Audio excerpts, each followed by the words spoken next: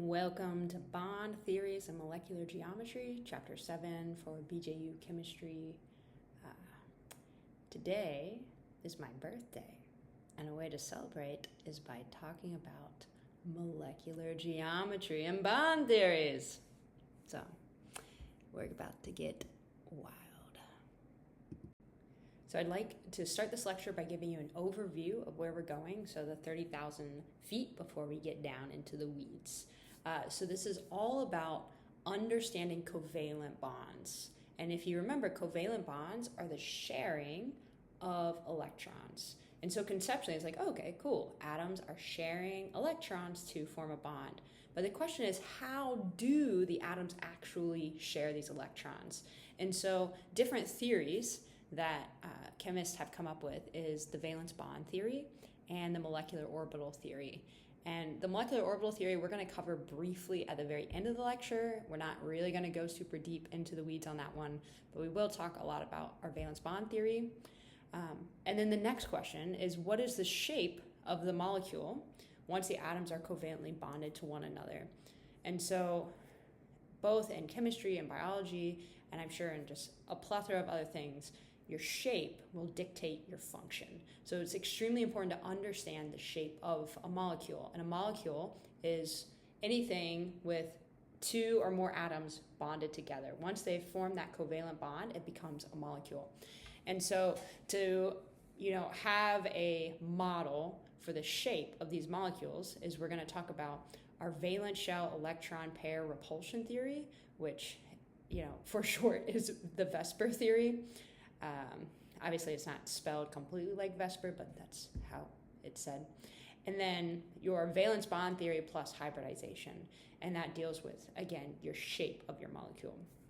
And then the final question is, how does the shape of the molecule affect its overall polarity? And if you'll remember, polarity is this unequal sharing of electrons. So one part of the molecule, one atom, is pulling those shared electrons more than the other part, and the shape can play a role in that. So the first thing we're going to talk about is our valence bond theory. We're going to start with talking about our valence bond theory. So it says a covalent bond is formed by the overlapping of two half-filled atomic orbitals of two atoms having electrons with opposite spins. So I don't know if you remember, but we talked a lot about doing our electron configuration, where we did these graphs and we represented electrons using these half arrows, one pointing up and one pointing down.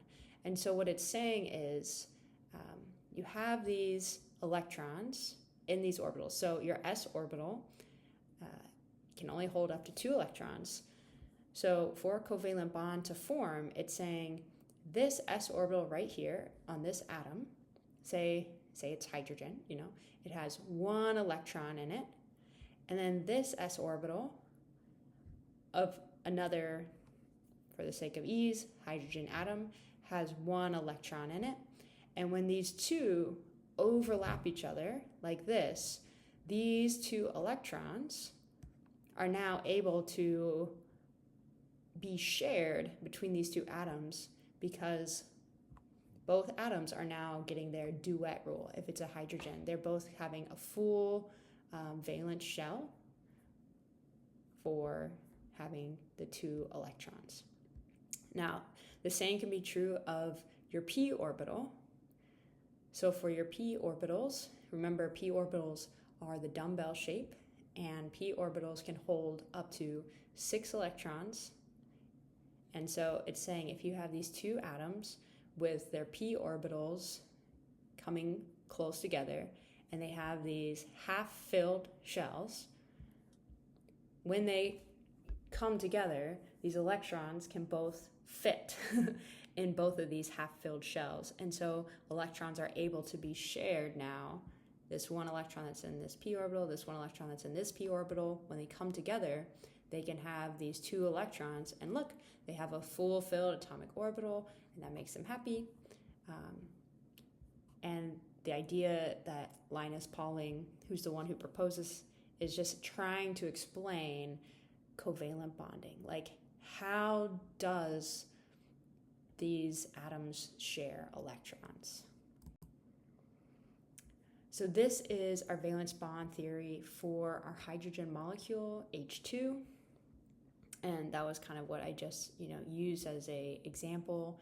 You have hydrogen with one electron, hydrogen, one electron. Both of these electrons occupy your s orbital because hydrogen is your first your first atom in your periodic table, so we know that it is in the s block.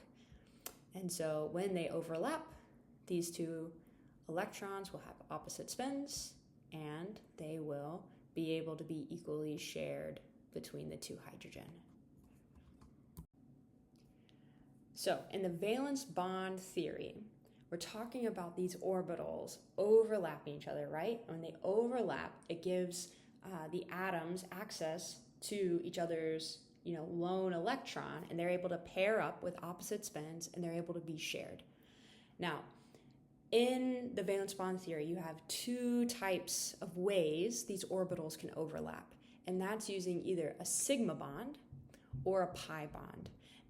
And so both of these Greek letters are just representing this model, this way that these orbitals are gonna overlap. So the first one we're gonna talk about is when your two orbitals come together and they overlap, just, kind of like this. So let me use the laser pointer here. Right here is kind of what we're talking about. They overlap end to end on a bond axis. So you see how they're all coming together like this? And so what a bond axis is it's a region of high electron density that forms along an imaginary straight line that connects the nuclei of atoms bonded to each other. So we're gonna picture that this is a nucleus over here. Here, I can draw it in. We're gonna picture a nucleus being here and a nucleus being here, and then we're gonna have a bond axis that's gonna connect these two. And we're saying that within this region, on this bond axis right here, this area has the highest, this whole area has the highest electron density, meaning this is where these electrons are most likely going to be found. And because of that, atoms, when they come together, that first bond they make, that first single bond, is going to be using this sigma bond. And this is the strongest type of covalent bond because it has the highest electrostatic attraction, because it's forming on this bond axis between where the atoms are. So we have, like an atom here. So between the atoms, the nucleus of the atoms. Of course, it's all the atoms. These are the clouds. So remember, these shapes we're seeing right here are the electron clouds. So here's the question. It's like, okay, I can generally understand sigma bonds. You have this overlap, and on the bond axis, that's where the high electron density is. That's great. But what happens when atom A has more than one bond to atom B? So not only, is there this one sigma bond, but now if we look over here on this example here, for acetone, we see a double bond between a carbon and oxygen. If we look over here between an O2, so this is a diatomic molecule, this is there's a double bond here, and then we look here for atmospheric nitrogen, and there's 3 bonds. It's like, wait, so how can you get end-to-end overlapping more than once? And the answer is, you can't. You can only line up end-to-end one way, and then extra bonds are going to be your pi bonds. And so we are going to talk about pi bonds and how pi bonds overlap. So what a pi bond is it's formed by sideways overlapping. So right here you have your sigma bond, and then remember, so these are carbons, they also have p orbitals, and these are going to be sideways overlapping of the atomic orbitals. So this results in electron density above and below the bond axis point, the plane of the nuclei, so the bond axis, of the bonding atoms. And so remember, this whole dumbbell shape is 1p orbital. And that 1p orbital, because we're talking about making covalent bonds and sharing of electrons, this guy is going to have one electron in it, and this p orbital is going to have one electron in it. And when they come together, they're going to overlap, kind of coming like this. And so they form this high electron density, well, not as high as our sigma bond, but electron density above and below this axis. And so don't let this picture fool you. This isn't a triple bond. This pi bond, this green oval, and this green oval all stands for one pi bond coming together. And so if you look up here, this would be an example of your carbon double bonded to another carbon. So we're going to just kind of compare and contrast our sigma and pi bonds. So over here, our sigma bond is formed, again, by that head-to-head overlap between atomic orbitals. So both hybridized and unhybridized. We haven't talked about hybridization yet, so don't freak out. We'll get back to that. It is the strongest covalent bond. And why is it the strongest covalent bond? Oh, I remember from the previous slide. And if I don't, I can always rewind. The power of the internet, my friend.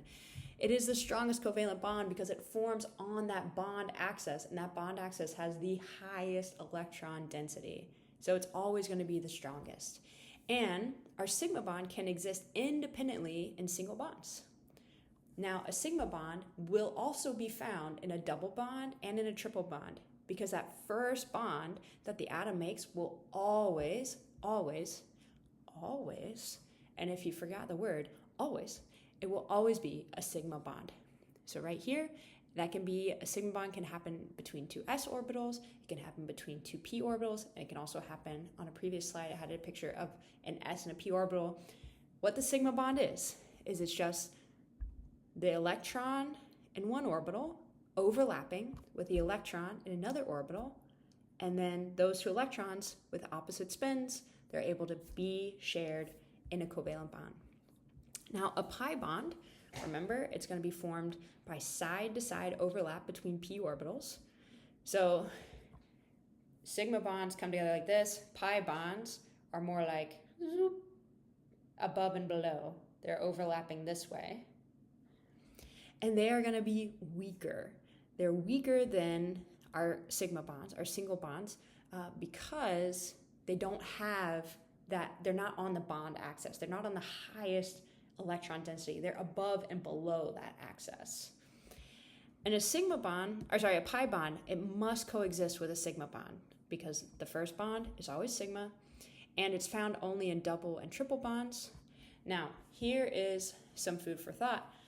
Although one sigma bond is technically stronger than a pi bond, a double bond and a triple bond will always be stronger than just a single bond by itself. And you're like, wait, what? I know, let me amaze you. So you have, if you think about the math, you have a sigma bond being like a brick, and you're a karate master, and you're gonna try to break this brick with your hand. You're gonna be like, and you know what? You just broke your hand because you can't break a brick with your hand. Sorry. Now, the pi bond is gonna act more like a piece of wood, and you, being a karate master with now a broken hand, you're gonna use your other hand. You can break it, no problem. So you think, well, the wood is obviously easier to break than the brick, the sigma bond. But if you have now a double bond, which then has a brick and a piece of wood, and you try to break that, it's gonna be harder than just trying to break a brick by itself or a piece of wood by itself. If you have a triple bond, that would be a brick, which is your sigma bond, plus a piece of wood, which is your pi bond, plus another piece of wood because you have two pi bonds because it's a triple bond. And if you try to break that, you don't even have a hand anymore. Your doctor's just like, I'm just going to take this off because you are not being very responsible with your hand. And so this triple bond is going to be much stronger because it has the presence of a sigma bond, like a brick, and then two pi bonds, like, the pieces of wood. So yeah, don't punch a brick. Moral of the story. So our limitations of our Lewis theory. So we just talked about our valence bond theory, and now in previous chapters we talked about our Lewis theory, and now we're going to kind of talk about like why can we not just use our Lewis theory to explain all things? It's like, well, because there's a lot of limitations and we kind of oversimplify it, and chemistry is like really complex, and every time you learn something, the reality is it's kind of just a lie because there's more to it. So we're going to talk about limitations of our Lewis theory, and we're going to talk about resonance structures, exceptions to the octet rule, and molecular geometry. So for our resonance structures, that sounds fun, that sounds exciting. So our resonance structures is when a single Lewis structure does not adequately represent a substance. The true structure is an intermediate between two or more structures, which are called resonance structures. So this is kind of our example of a resonance structure. So when you draw your Lewis diagram, you can have, A, single bonded to B, double bonded to A. But if you were to draw that exact same diagram, you could do it with this first A having a double bond to B and a single bond to A. So the question is like, which one is correct? And the answer is both and neither. So what resonance is explaining is that you draw all of these different diagrams. So like these examples, so ozone, carbonate ion, sulfur dioxide, nitrate ion, and they're all the correct structures, but they're all also slightly incorrect because not one of them accurately represents the actual molecule. And you're like, what? Why doesn't it? Because in real life, when you actually work with these things in real life, the chemical properties can work with any of these types of structures. And so the resonance structure is just, again, it's a model, and it's created by moving the electrons. So these bonds are the things that we're moving. And remember, these bonds, these lines are just representing two electrons.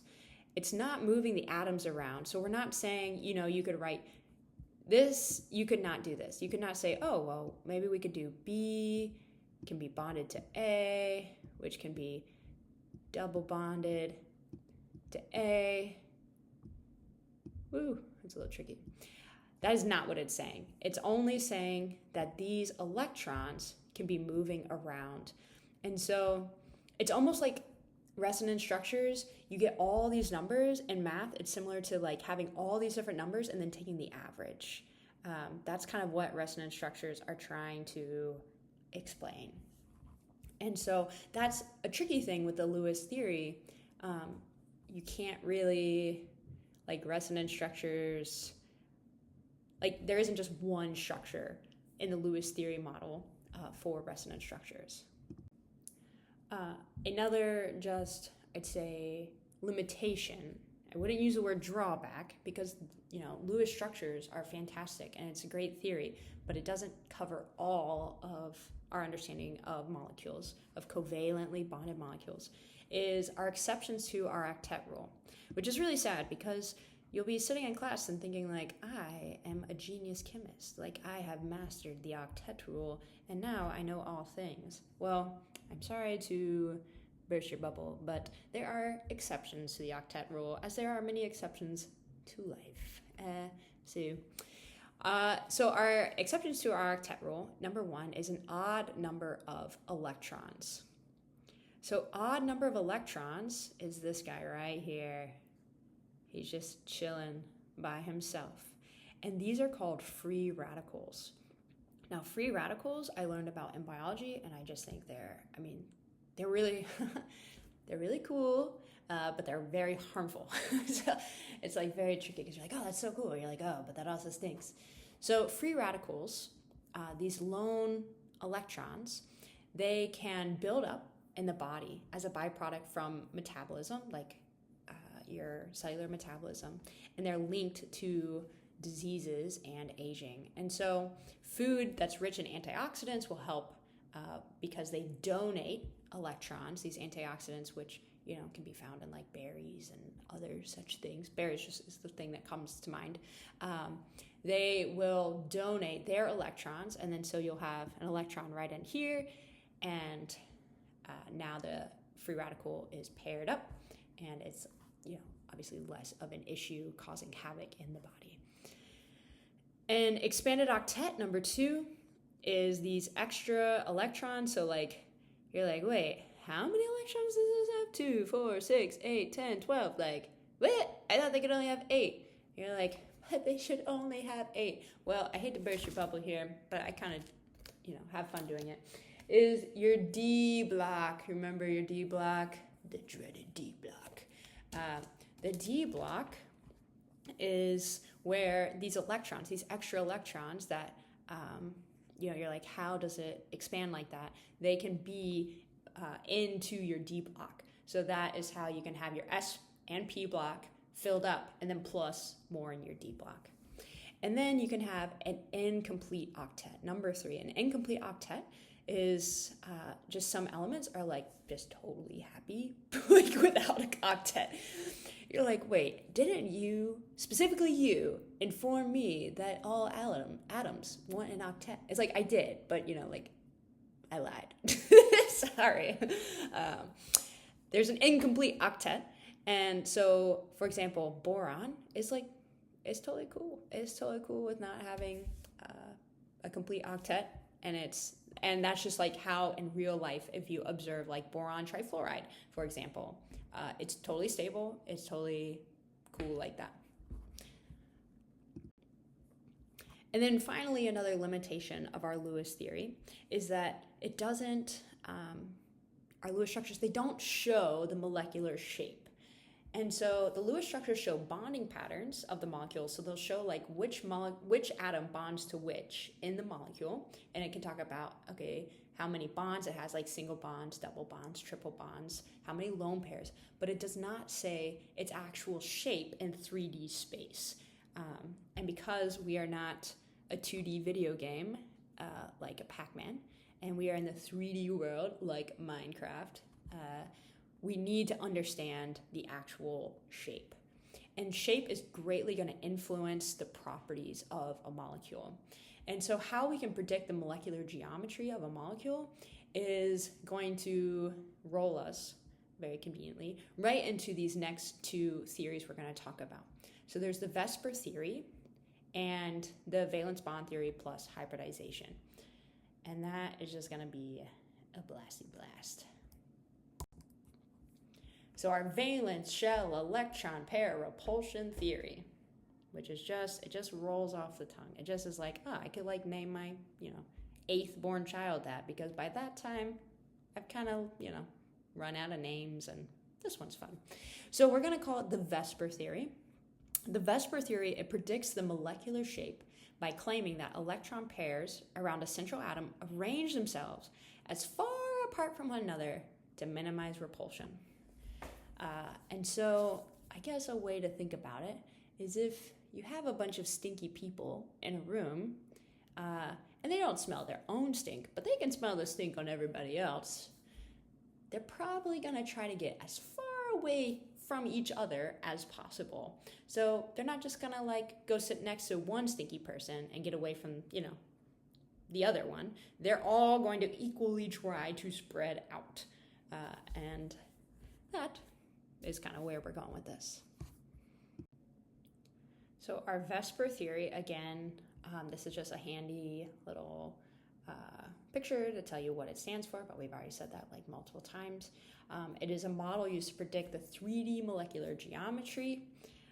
It is based on the number of valence shell electron bond pairs. So it's not talking about all the electrons in the atom. We're only talking about the electrons that are in the valence shell, because these are the ones that are being shared, or the lone pairs that are affecting the shape of this molecule. And it arranges to be as far away from each other as possible, which we just talked about. So bond pairs, they can be a non-bonding lone pair of electrons. So they're not involved in the bond between atoms at all. They're just a lone pair. It can be a single bond. It could be a double bond. It could be a triple bond. So we're just going to real quick get some vocab down here. And we're going to talk about electron domains. So we're going to just kind of refer to these electron pairs as electron domains. So in double or triple bonds, we're going to say that that is still just one electron domain. These right here, these lone pairs, are going to be another electron domain. So it's specifically around the central atom of the electron domains. We're not going to talk about the electrons around these outer atoms, but specifically the ones that are around the central atom. So for your VSEPR theory, it's specifically, remember, it's talking about shape, the shape of the molecule. And it's going to specifically go through two types of geometries, two types of shapes. The first type of shape it's going to talk about is our electron group or pair geometry. And this considers all your electron domains surrounding the nucleus of your central atom. And so in this case, you have a lone pair up here. Your nitrogen has a lone pair, and then it's bonded as 3 single bonds to 3 different hydrogen. And so this shape right here would be considered tetrahedral. And why is it in this shape? Again, it's like you have a bunch of like stinky people in a room. They're trying to get away from each other.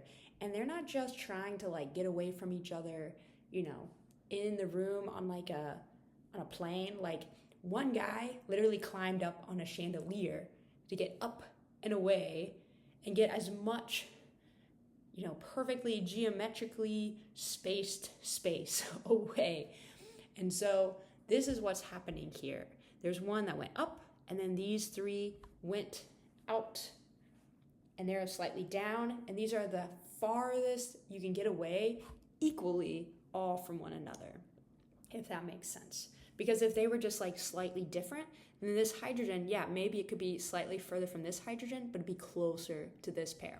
So it's this equal desire to like escape the stink. Now, for molecular geometry, what molecular geometry is that it considers only the bonding domains. So only these bonding domains. So it looks at this, you know, this lone pair that still exists on this nitrogen, but it just, you know, it's like, I can't see you, I can't see you. If I just put my hands over my eyes, you no longer exist. It's like, yeah, okay. We know that it's still there. It still exists. Like, just because you're like, I can't see you, doesn't mean it doesn't exist. However, we aren't going to show any sort of, attachment right here because there isn't anything bonded there. But these lone electron pair is still going to affect its overall shape. And so because these electrons, the electrons from hydrogen, the electrons on this lone pair, these electron domains want to be as far away from one another as possible, it's going to be like we're going to see this trigonal shape because there's 3 trigonal, but it's not going to be 3 just like on a plane. They're going to be slightly bent because they're still reacting to this lone pair that's on top. And because they're reacting to that, this is called a trigonal planar. No, that is not what it's called. It is called a trigonal pyramidal. Trigonal pyramidal. You see how it looks kind of like a pyramid. So if you were to be asked, well, what is NH3's electron pair geometry? You'd say, oh, it's tetrahedral. But if you were to be asked, what is its molecular geometry? Its molecular geometry is this trigonal pyramidal because we're not talking about anything up here. But it still bends the molecule because they're still trying to get away from each other. So steps to determine your electron group and molecular geometry. So your 2 geometries. First, you get your molecule. So NH3, and then you're going to draw your Lewis structure. You're like, wait, wasn't there all these issues with Lewis structures? it's not necessarily that there's issues, it's more that it doesn't explain everything. So you have to use multiple models. So you draw your Lewis structure, and so this gives you a good base. And now do you see, like, looking at this 2D drawing and then looking over here at this 3D rendering, how you see the Lewis structure really doesn't give you shape, but it does show you how everything is bonded together, which is, great. And then you're going to determine your electron domain geometry by counting all the electron domains. So look, we have one, here, I'll even circle them for you. We have one electron domain because it's talking about the central atom. 1, 2, 3. That was not even funny, even for me. 4. Maybe it's a little funny. Stroke my own ego. So there's 4 electron domains. And so your 4 electron domains, again, there is a stink in the room. And everything in the room is a way to get rid of it. So you don't just have to go planar. You can go up, you can go down, you can dig a hole in the ground. Like, this stink is so bad. You are going to pass out if you cannot get space from all this other stink. And so they're going to push away from each other. And probably a good way to explain this in chemistry terms is it's this repulsion by these negative charges on their electrons. And it's going to repulse one another. And so they're going to push away as far as they can get in a 3D space. And that is going to give you this tetrahedral geometry, tetra, your 4, 1, 2, 3, 4. And then we're going to say, like, we're going to look here at this, maybe I can highlight, at this lone pair. And when we determine its molecular geometry, we're going to be like, I just don't even see you anymore. Like, put a little napkin, like, oh, where did it go? Like, it's gone. Ooh, magic.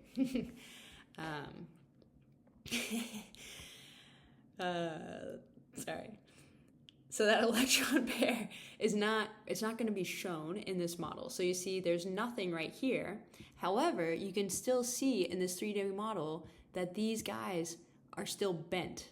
They're not laying out flat because even though there's nothing here, we know that these electrons are still actually there. We're just not representing it in our drawing. And that is going to cause these to be repulsed, and it's going to make them push away. But because in reality, we don't see this at all, the shape, the name of the shape is going to be a trigonal pyramidal. Trigonal pyramidal right here. Because it's got that bend. So you're like, man, Miss Heather is so smart. Thank you so much. Because she knows all these like crazy names off the top of her head. I wish I too could know all these crazy names for shapes. Well, now is your lucky day because you too can learn the names for shapes. Look at the names for shapes. It is a blessing from the Lord. So the reason I know all these names for shapes is because I have this fancy chart and it tells me these are what the names of the shapes are. And you're like, well, if you just took basic geometry, well, we're just gonna, focus on here. You can have a linear shape for your molecular geometry. You can have a trigonal planar. So we just focus a lot on trigonal pyramidal. And what do you notice the difference between your trigonal planar versus your trigonal pyramidal is your trigonal planar isn't bent at all. So it can form even larger bond angles, but the only reason it can do that is because there's no lone pairs that's causing this repulsion. And so if there's no lone pairs on that central atom and it's only bonded to 3 different other atoms, then it can, it can spread out. The farthest it can spread out is through a trigonal planar. The tetrahedral, it has a 109.5 bond angle. I heard a guy say it's coming in from 109.5 tetrahedral station, reaching all 4 points of chemistry that you don't actually care about. If you're trying to remember the bond angle, which you don't for this class, but I just thought that was catchy. And then you can have a bent. And so again, if you compare your linear with your bent, both of them are bonded to 2 different atoms. The central atom is. However, what do you think is causing it to be bent? It's like, it's a mystery. It's witchcraft and wizardry. No, it's science. So it's this lone electron pair that's up here that's not bonded to anything. And we're not seeing it. We're not, visibly or graphically representing it, but it's still affecting this. They're still causing a repulsion between these negative charges with these electrons. And so that's why you'll have a bent molecule over a linear molecule. And this is just kind of the chart you need to get really familiar with. You should just know off the top of the head that these are the shapes we're going to talk about. There are other shapes, and we are not talking about them, which is like, woohoo, like not talking about more chemistry. For some, it causes weeping, lamenting. For others, they're like, dude, I stopped listening to you a long time ago. All right, cool. This is just a summary page of everything we've just been talking about. I think this chart is just fantastic with helping you understand, your electron geometry. So remember, your electron geometry takes in all of your electron domains, including these lone pairs that are not a part of a bond. So that's what these like little E circles are representing, these E. And then a molecular geometry is showing only the geometry formed with the bond pairs. So the atoms that are actually sharing these electrons that are covalently bonded. But as you can see here and here, that these lone pairs, although they're not being shown, using like a stick and ball method, they are affecting the overall shape of the molecule, causing it to be more, having a more of a bent. And the whole point, or I guess the whole simplification of the VSEPR theory, is that these electron domains are just trying to get as far away from each other in 3D space as possible.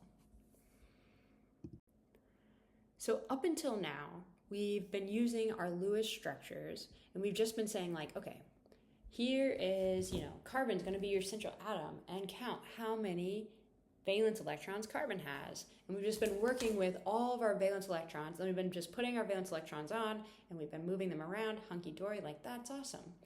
But here's the question. When we did electron configurations, like multiple chapters ago, and when I say electron configurations, what I'm talking about is, remember we had, your 1s, and then we had the next energy level was your 2s, and then we had your 2p, 1, 2, 3, and so on and so forth, up until like your 7th energy level. And with each of these, we would fill them in, and we'd say like, okay, the 1s is filled in, your 2s is filled in, and then let's say your 2p has the 1 there. And so this would be your electron configuration for carbon. And so if you were to just look at this electron configuration, you would say, okay, carbon can only have 2 bonds to it, because look, it can bond here, and we can have one here. But when we see carbon in real life, carbon totally bonds to 4 different things all the time. So it's like, wait, how can carbon form 4 bonds? Like, how is that possible? With our understanding of our s orbitals, our p, our d, and our f, how do they form the shapes that we actually see in real life? And the answer to that question, the answer to all of this, is hybridization. So it's not saying like, oh, everything we did with the Lewis theory, the Lewis structures, and your VSEPR theory, the molecular geometries we predicted is wrong. That's not true. What we're saying is we can actually take these orbitals, these SPDF orbitals, these electron configurations, and we can hybridize things. We can like put things together to form the shapes and to allow for the space for electrons to be shared to form more than just 2 bonds, to form 4 bonds, like what we see in carbon.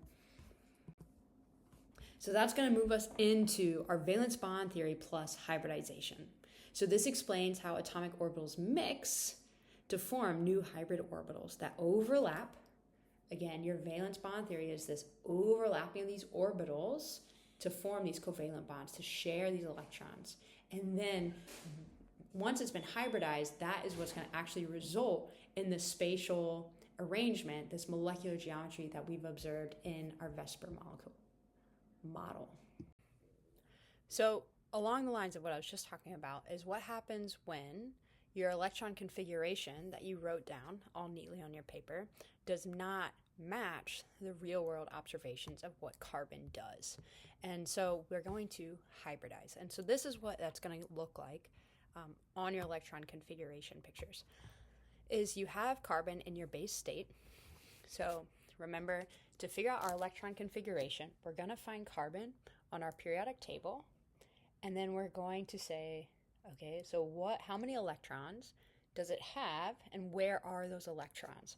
So there's going to be 2 electrons in your 1s orbital, or 1s, and then 2 electrons in your 2s, so it's 1s2, 2s2, and then you're going to bring your finger over to carbon, so this gets you into your p block, and that's going to be 2 electrons in your p orbital.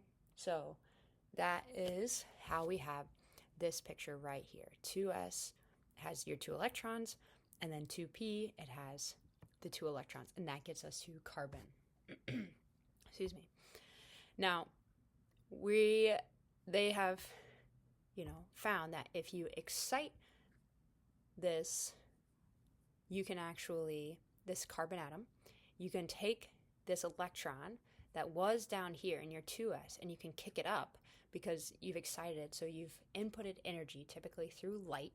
And this is what we talked about multiple chapters ago, where the electron will then jump energy levels because this, the electron has absorbed the energy, it's jumped the energy level. And now you have 1 electron in every single 2 orbital, your level 2 orbital. And so you can then hybridize them and say, instead of having them separate as 1 s orbital and 3 p orbitals, you can say, okay, well, we're going to hybridize, we're going to put them all together and form this new type of orbital, which is going to be an sp3 orbital. And these sp3 is saying you have 1 s and then 3 p's all together to make this new shape right here. And then this looks very familiar, like, wow, this looks very tetrahedral. Interesting. So if we look at carbon single bonded to 4 hydrogen, so methane, it's going to, with this new hybridized shape, it's going to form this tetrahedral molecular geometry, which, if you were to use VSEPRs, would be the exact same molecular geometry that you would predict using VSEPR. Because you're saying, okay, carbon is bonded to a hydrogen, bonded to a hydrogen, bonded to a hydrogen, bonded to a hydrogen. They're going to separate as much as possible, and that is going to get you this tetrahedral shape. And so with this hybridized orbital, it's going to get you the tetrahedral shape. They're both going to get you there. So with hybrid orbitals, so it's a mathematical combination of atomic orbitals from the same energy level. So all of these geometries that we see, that when we are talking about these atomic orbitals, they're all derived from these mathematical equations, because we're saying electrons, can be treated as both a particle and a wave. And so it's these combination of these wave equations. And it's going to create new orbitals. And so they're going to have specific spatial orientation, just like how we had with our s orbital was a ball, and it can only be a ball. No matter how you move it, it's always going to look exactly like a ball. Whereas your p orbitals looked like these dumbbells, and they had specific spatial, they could be on the x-axis, they could be on the y-axis, I should probably put it like that, and they could be on the z-axis, like coming out towards you. And so the same is true with hybridization. So these hybridization, it's going to form a larger atomic orbital. At least, one of its sides is going to be larger, and then one of the sides is going to be smaller. And so this actually allows for better overlap of orbitals with other atoms. So you have to remember, hybridization is not just like a thing by itself. It is attached to the valence bond theory. So your valence bond theory is you have overlapping of these orbitals for your sigma bond, or overlapping, side to side, above and below the bond axis, which is your pi bond. And what it's saying is, instead of having these smaller individual orbitals, if we just hybridize them, then check it out. You're going to have like these much larger nodes, and these are much easier to overlap with, because you have to think the nucleus is positively charged, the electrons are negatively charged, and so if you get too close to each other, if the nucleuses get too close, they're going to repel each other. Those positive charges are going to repel each other. So by having these larger clouds, these larger nodes where electrons can be, then you kind of increase your chances of them being able to overlap without repulsing each other. So we're just going to talk through your different orbitals. So you can have your sp hybrid orbital. Sp hybrid orbital is just one s and one p orbital coming together to hybridize. And they are going to form a bond angle of 180 degrees, and it'll be a linear orientation.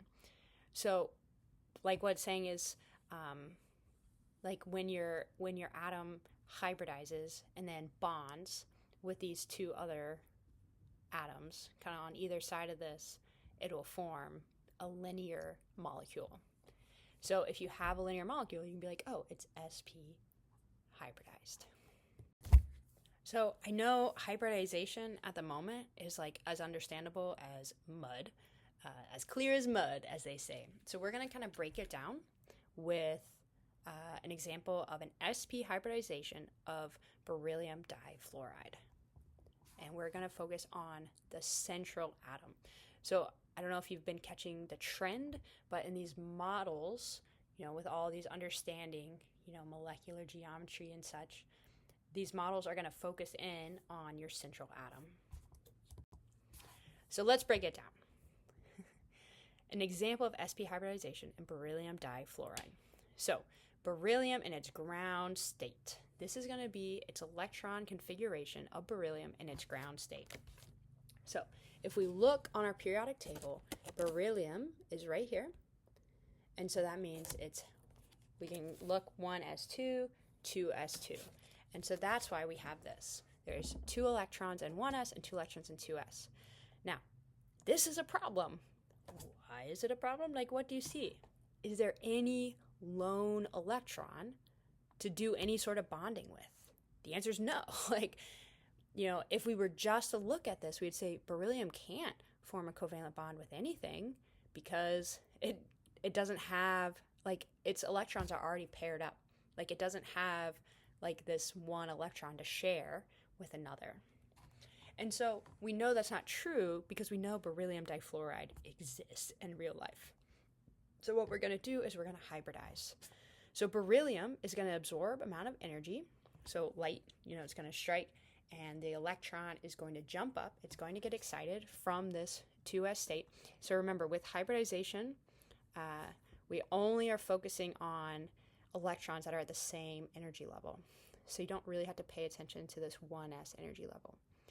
So an electron from your 2s orbital is going to jump up, and now you have one electron 2s and one electron in 2p.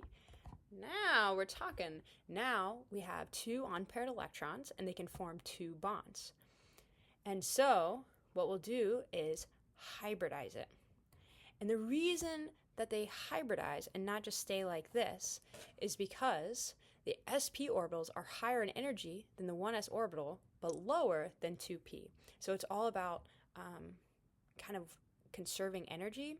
And yeah, maybe this energy is higher at the 2s and it is lower than 2p, but even though you've increased energy, which is typically what atoms don't want to do, you've also gained these larger orbitals that can then more easily overlap with these other orbitals on fluorine, and then it can share those electrons.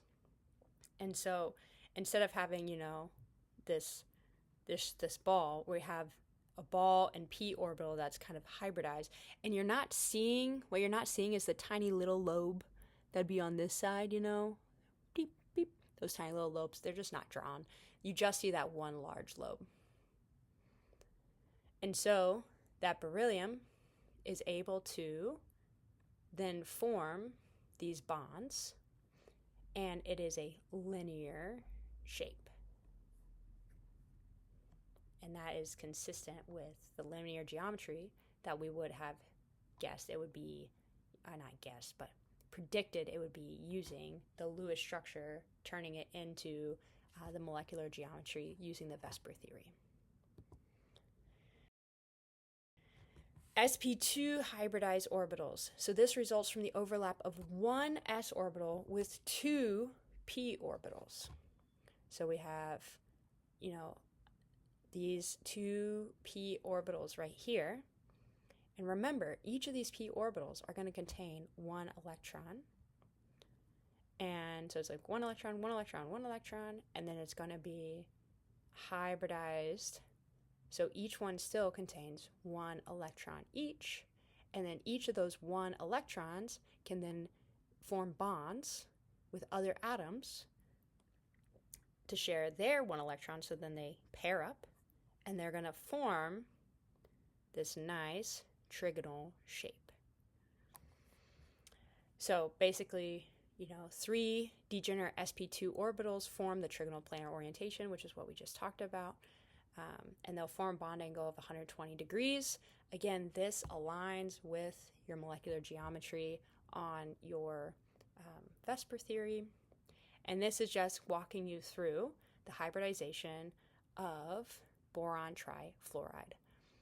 So boron at its ground state, this is just, we're not looking at its 1s energy level. We just went straight to the 2 because that's what's going to hybridize. We said, okay, boron has these 3 electrons, but look, in real life, we see that boron can bond to 3 fluorine. So the question is how is that possible? Well, it's possible because right here it says we should only be able to bond it with one other atom because there's only one lone electron available.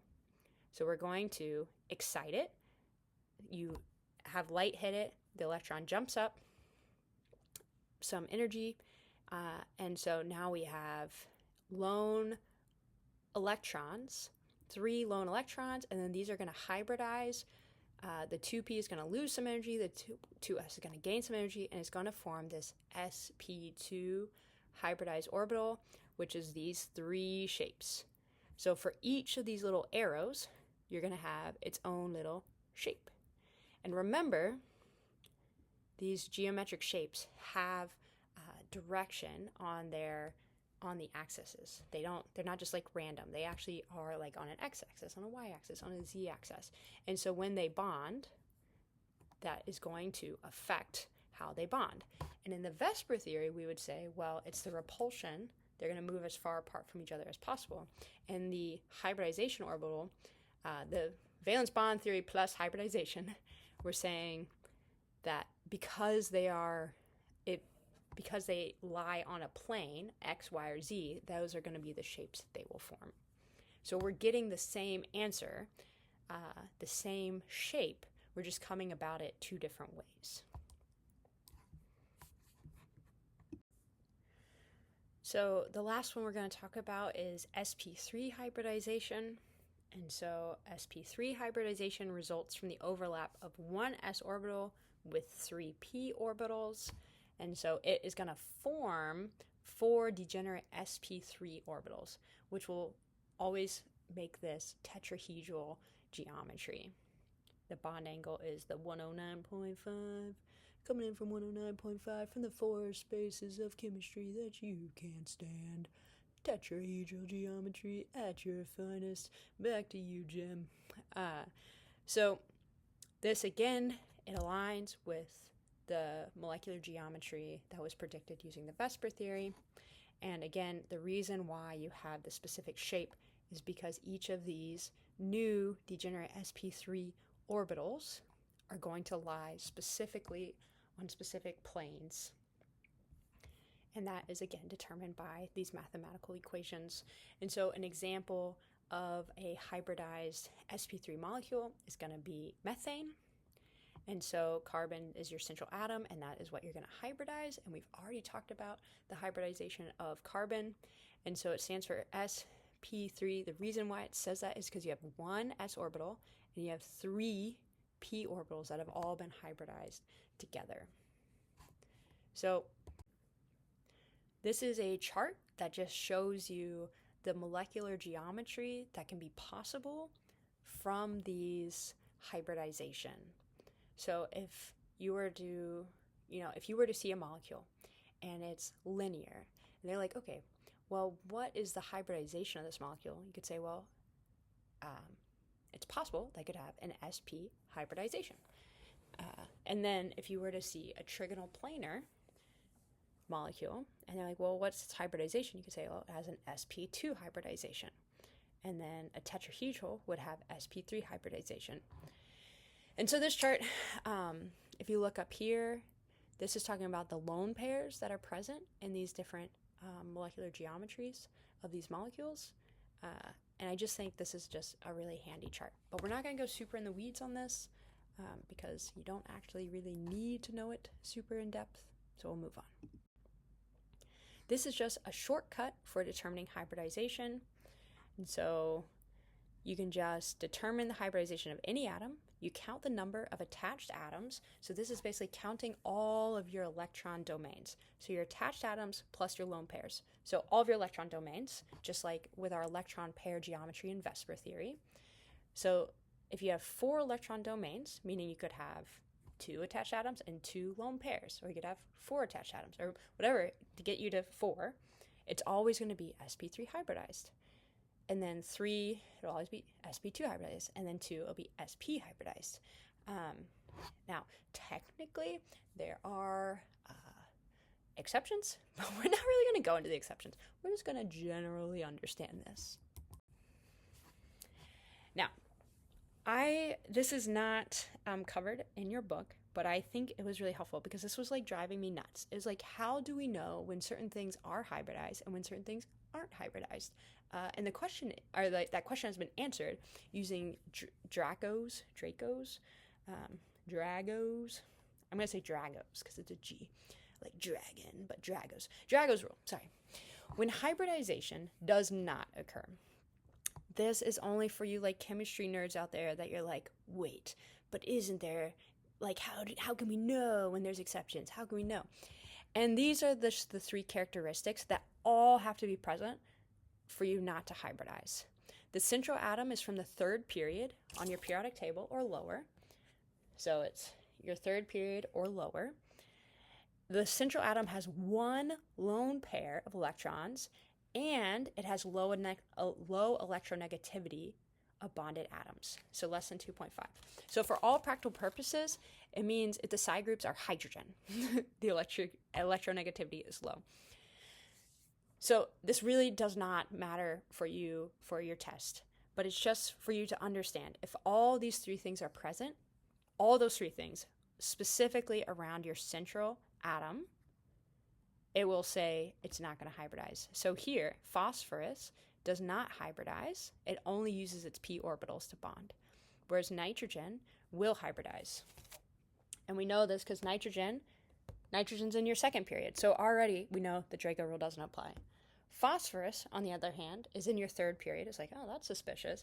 Phosphorus has a lone pair. Oh, that's 2 against it hybridizing. And it's attached to all these 3 hydrogens, and that's your third. So all those 3 things have to be present. The reason this matters is because the observed bond angle that chemists have found in lab, like in reality, like it doesn't match. It's 91 degrees, whereas if it was hybridized, it would be 107 degrees. So they had to understand, why do we sometimes get different bond angles than what we would assume would happen with hybridization? And this is the rule that they have found. Again, this is just kind of aside, and I thought it was really helpful to deep dive into. All right, so we're going to move into polar covalent bonds and their dipole moment, which is a measure of polarity, and this is straight from your textbook from Chemistry BJU. I just think it's cool. So these rainbow colors are talking about just your higher electron density, your more electron pool. The red is kind of this higher electron pool, this higher polar covalent. Quick review of what polar covalent bonds are. Polar covalent bonds, they're formed between 2 atoms with similar but not identical electronegativities. Generally happens between 2 nonmetals because we're talking about covalent bonds. And they have an electronegativity difference that is greater than 0 but less than 2. If it was greater than 2, then it would be an ionic bond. But because it's less than 2, then the electrons are still being shared. They're just not being shared equally. So, talking about polarity.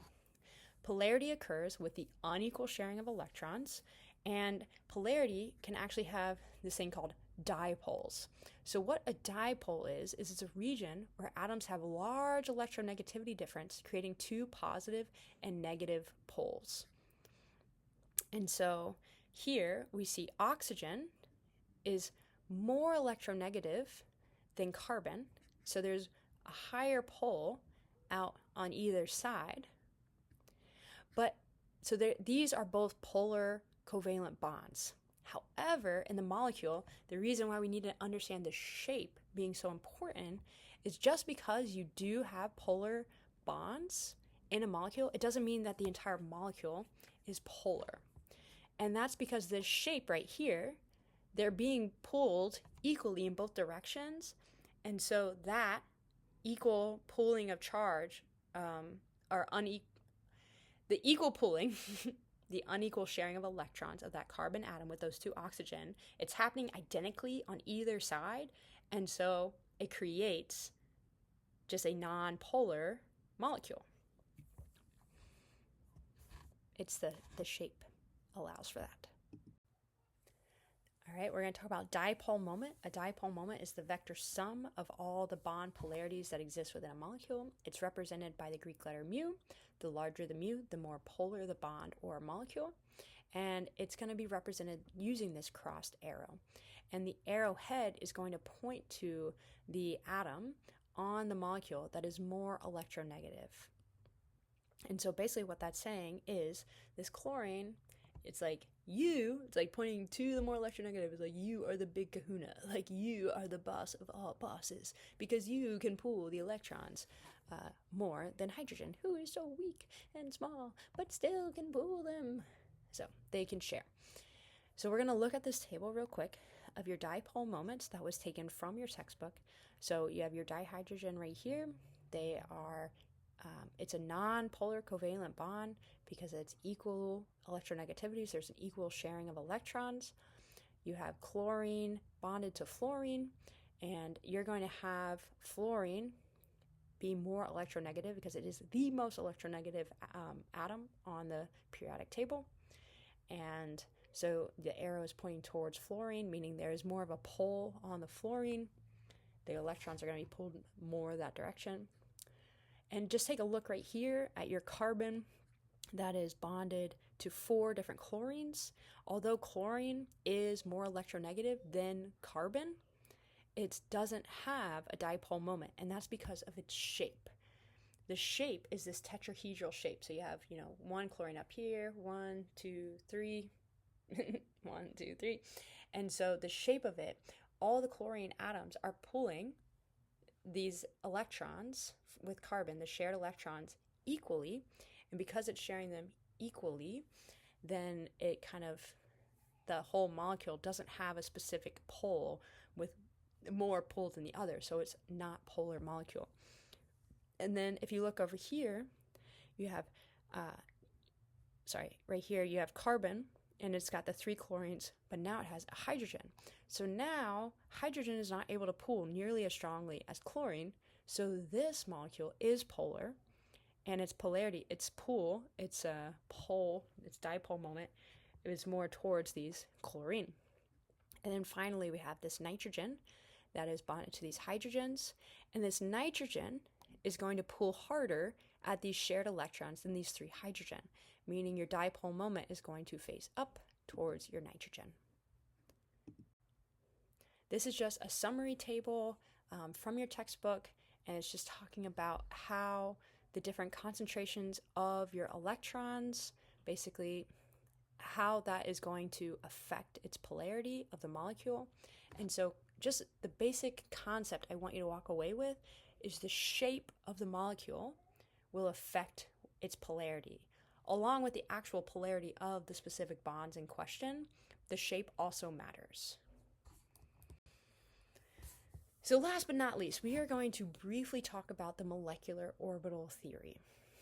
And so this kind of goes back, we're kind of going back to this question of how do covalent bonds form? So far, we've only talked about the valence bond theory, and we've said covalent bonds form because you have 2 orbitals that'll overlap. Molecular orbital theory is going to describe covalent bonding in terms of combining all the atomic orbitals that are in a molecule to form one big molecular orbital. So this is just molecular orbital theory, which a lot of people will, shorten to MOT. Its basic idea is the orbitals of a molecule's atom are replaced by a totally new orbital when molecules form. And the reason MOT is so useful is this is extremely useful for large-scale computing with, your computer. Your valence bond theory, when you're working with giant molecules and you're trying to talk about each individual orbital overlapping on this massive molecule, that is just it just is insane to try to do each of those things. Whereas with your molecular orbital theory, you can say they're all going to form this whole new orbital all together, and then we can use that for computing. And so,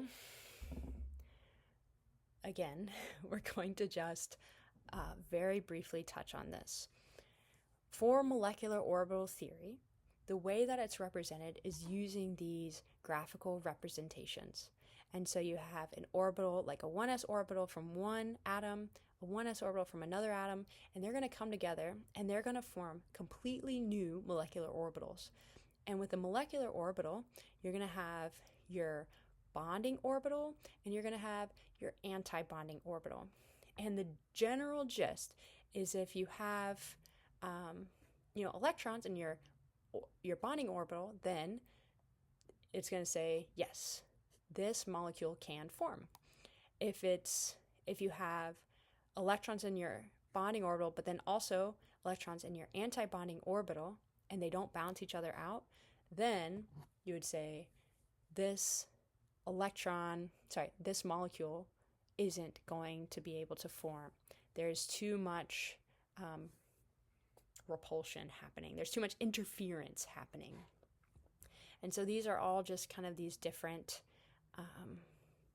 pictures that we try to simplify this with.